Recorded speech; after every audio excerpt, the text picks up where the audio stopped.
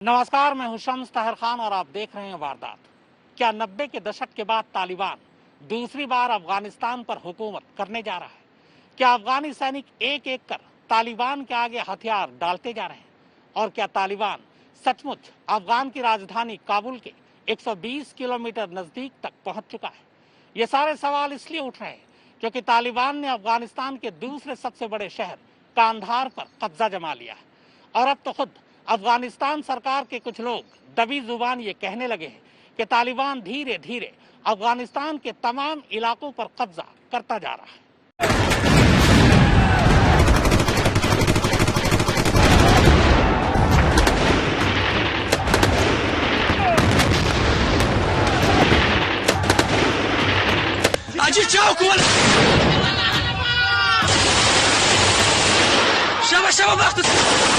الله اكبر مقتل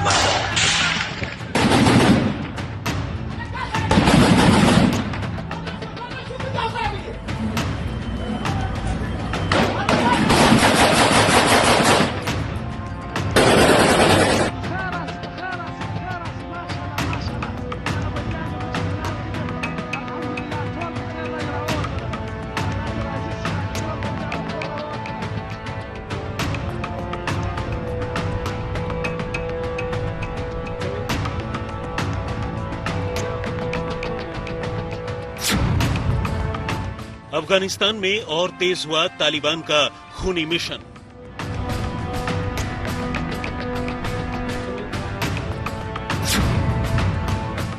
चौंतीस में से 12 सूबों की राजधानी पर आतंकियों ने किया कब्जा।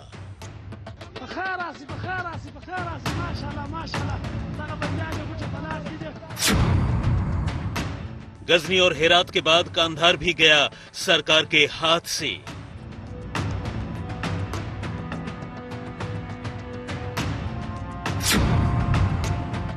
लश्करगाह में फौज और तालिबान के बीच छिड़ी भयानक लड़ाई।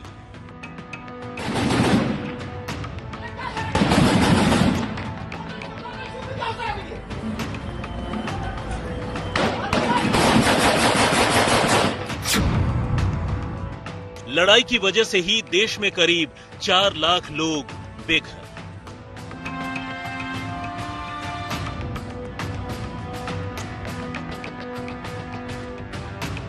अफगानिस्तान में तालिबान का दबदबा लगातार बढ़ रहा है। आतंकवादी एक एक कर देश के तमाम राज्यों और बड़े शहरों को अपने कब्जे में लेते जा रहे हैं और एक एक कर हर अहम ठिकाने से सरकारी अफसर, नेता और मंत्री जान बचाकर भाग रहे हैं। आम लोगों का हाल क्या है, ये तो बस पूछिए ही मत। ताजे मामले में तालिबान ने अफगानिस्तान के एक और सूबे की राजधानी कांधार पर भी कब्जा कर लिया। राजधानी काबुल के बाद ये देश का सबसे अहम और सबसे बड़ा शहर है। तालिबान की इस जीत के साथ ही राजधानी काबुल पर उसके कब्जे का खतरा और गहरा गया है, क्योंकि तालिबानी लड़ाके अब काबुल से महज 130 किलोमीटर दूर हैं। और इसी के साथ पूरे अफगानिस्तान पर इन आतंकियों के अख्तियार का खौफ भी अब आम लोगों को सताने लगा है। कांधार इस देश के 34 सूबों की राजधानियों में से 12वीं ऐसी राजधानी है जिस पर तालिबान ने कब्जा कर लिया। लगातार आगे बढ़ रहे तालिबान ने गुरुवार की रात को कांधार पर जीत हासिल की और इसी बीच रात के अंधेरे में सरकारी अफसर और नेता हवाई रास्ते से कांधार से बाहर निकल गए। तालिबान ने अब तक जिन 12 बड़े शहरों और राज्यों की राजधानियों पर कब्जा किया है, उनमें कांधार के अलावा जरांज, शेबरगान, सरेपुल, कुंदूज, तालोकान, ऐबक, फराह, पुले खुमारी, बदख्शां, गजनी और हेरात शामिल हैं। हेरात पर काबिज होने के बाद कांधार को जीतना तालिबान के लिए अब तक की सबसे बड़ी कामयाबी है। इसी के साथ अब अपनी पहचान जाहिर न करने की शर्त पर सरकारी सूत्रों ने यह भी कबूल करना शुरू कर दिया है कि तालिबान अब देश के 60% हिस्से पर अपना कब्जा जमा चुका है। हालांकि तालिबान इससे काफी पहले देश के 80% हिस्से पर कब्जे का दावा कर रहा था, लेकिन सरकारी सूत्रों ने कभी उन दावों की पुष्टि नहीं की। तालिबानी आतंकियों ने कांधार की एक ऐतिहासिक मस्जिद पर भी कब्जा कर लिया, जो 500 ईसा पूर्व की बताई जाती है। तालिबान के लड़ाके अब कांधार की सरकारी इमारतों पर भी अपने झंडे लगाने लगे हैं। तालिबान ने कांधार को पहले ही घेरना शुरू कर दिया था, लेकिन जब इस पर कब्जा हुआ, उम्मीद के उलट कोई भयानक लड़ाई नहीं हुई। बल्कि कुछ चश्मदीदों का कहना था कि उन्हें एक सरकारी इमारत में छिटपुट गोलियों की आवाज सुनाई दी और पूरा शहर ही आतंकवादियों के कब्जे में चला गया। इस बीच गजनी पर कब्जा किए जाने से अफगानिस्तान की राजधानी काबुल का संपर्क देश के दक्षिणी सूबों से कट गया है, क्योंकि काबुल को इन राज्यों से जोड़ने वाले एक बेहद अहम हाईवे पर भी तालिबान का कब्जा हो गया है। एक वक्त था जब इसी हाईवे के जरिए अमेरिकी और नेटो सैनिक तालिबान को पीछे धकेलने में कामयाब रहे थे।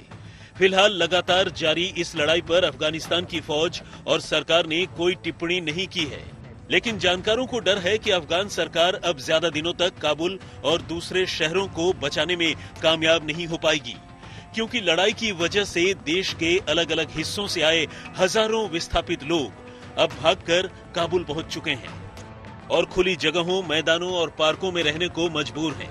ऐसे में आम लोगों की जिंदगी बचाने के लिए सरकार को अपने कदम पीछे खींचने पड़ सकते हैं। अब हालत यह है कि तालिबान के कब्जे वाले इलाकों में कुछ गिनती की जगहों पर ही सरकार का अख्तियार रह गया है। गजनी शहर के बाहर बने 2 बेस अब भी सरकारी बलों के कब्जे में हैं, लेकिन अफगानिस्तान के एक बड़े शहर लश्करगाह में अफगानी फौज और तालिबान के बीच भयानक लड़ाई चल रही है।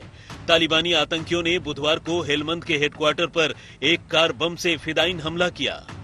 आतंकवादियों ने रीजनल पुलिस हेडक्वार्टर को भी टारगेट किया। इस हमले में जहां बहुत से पुलिस वालों ने तालिबान के सामने घुटने टेक दिए, वहीं गवर्नर के दफ्तर में जाकर कुछ ने अपनी जान बचाई। ये दफ्तर अब भी सरकारी बलों के कब्जे में है। अफगानिस्तान में जारी इस लड़ाई की वजह से अपना घर-बार छोड़ने को मजबूर हुए लोगों को देखकर भी वहां के हालात का अंदाजा लगाया जा सकता है। एक रिपोर्ट के मुताबिक इस साल की शुरुआत से लेकर अब तक यहां करीब 4 लाख लोग बेघर हो चुके हैं।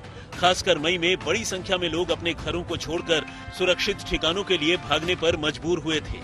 संयुक्त राष्ट्र संघ के मुखिया एंटोनियो गुतारेस के प्रवक्ता स्टीफन दुजारिक ने बुधवार को पत्रकारों से बातचीत करते हुए कहा कि इस साल की शुरुआत से करीब 3,90,000 लोग अफगानिस्तान में चल रहे लड़ाई के चलते सड़कों पर आ गए हैं। ये तादाद अचानक बढ़ गई है। उधर बीच रास्ते में अफगानिस्तान का साथ छोड़ देने वाले अमेरिका ने वहां की मौजूदा हालात पर नई टिप्पणी की है। व्हाइट हाउस ने बुधवार को कहा कि अफगान सरकार को अब ये तय करना है कि उनके पास तालिबान के खिलाफ जवाबी कार्रवाई करने की सियासी सोच है भी या नहीं। बाइडेन प्रशासन ने अफगान फौजियों के पास तालिबान के खिलाफ जवाबी कार्रवाई की ताकत और असलहे दोनों के मौजूद होने की बात कही। अमेरिका ने 2 दशकों तक अफगानिस्तान की फौज को ट्रेनिंग दी, यानी अमेरिका ने अब ये साफ कर दिया है कि अब जो कुछ करना है अफगानिस्तान सरकार को अपने दम पर ही करना है।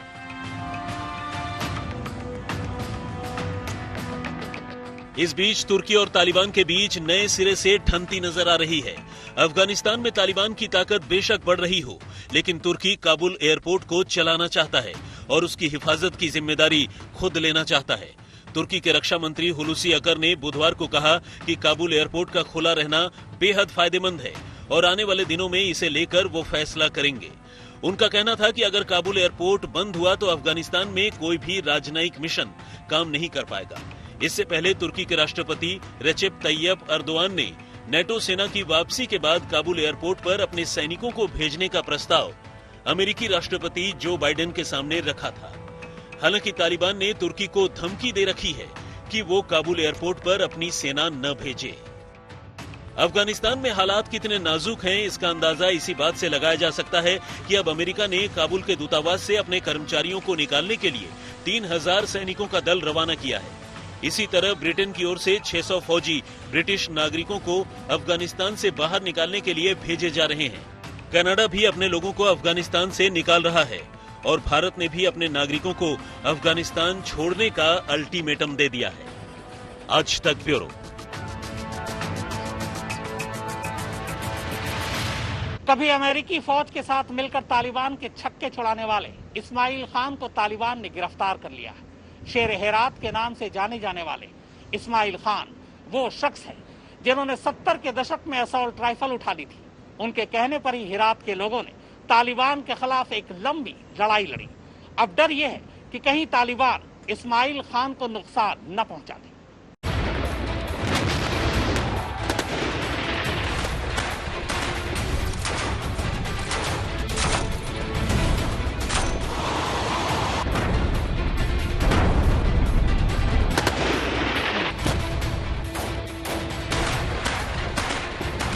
तालिबानी आतंकवादियों ने अब हेरात के शेर कहे जाने वाले इस्माइल खान को पकड़ लिया है। हेरात पर कब्जे के साथ ही इस्माइल खान भी तालिबान की पकड़ में आ गए। उनके साथ आतंकियों ने अफगानिस्तान के उप गृह मंत्री जनरल रहमान और कई आला पुलिस अधिकारियों को भी पकड़ा है। इस्माइल खान सालों से तालिबान के खिलाफ जंग लड़ते आए हैं। अभी भी अमेरिकी फौज की वापसी के बाद वो न सिर्फ तालिबान से लोहा ले रहे थे, बल्कि उन्होंने तालिबान को धूल चटाने का दावा किया था, मगर आखिरकार उन्हें हार का मुंह देखना पड़ा। खबरों के मुताबिक इस्माइल खान पुलिस और लोकल आर्मी कमांडर के हेलीकॉप्टर से हेरात से निकल जाना चाहते थे, लेकिन अफगान सैनिकों ने ही उन्हें हेलीकॉप्टर में सवार होने से रोक दिया। हालांकि प्रोविजनल काउंसिल की तरफ से कहा गया है कि तालिबान सरेंडर करने वालों को नुकसान नहीं पहुंचाएगा। इस बात पर वो रजामंद है। 70 साल के इस्माइल खान ने आतंकवादियों के खिलाफ अपनी अलग मिलिशिया यानी फौजी टुकड़ी तैयार कर ली थी। फिलहाल उनके पकड़े जाने की तस्वीरें सोशल मीडिया पर वायरल होने लगी हैं। इस्माइल खान ने 1970 के दशक में आतंकियों के खिलाफ असलहा उठा लिया था। इसके बाद वो तालिबान से टकराते रहे। उनके कहने पर ही हेरात में आम लोगों ने भी हथियार उठाए और मिलिशिया में शामिल हुए। उन्हें भारत का अच्छा दोस्त माना जाता है। भारत ने अफगानिस्तान में जो सलमा बांध बनाया है, उसे पूरा करवाने में भी इस्माइल खान का बड़ा रोल है। अप्रैल में भारत आए इस्माइल खान ने विदेश मंत्री एस जयशंकर से मुलाकात की थी। आज तक ब्यूरो। तो वारदात में फिलहाल इतना ही, मगर आज तक पर खबरों का सिलसिला लगातार जारी है।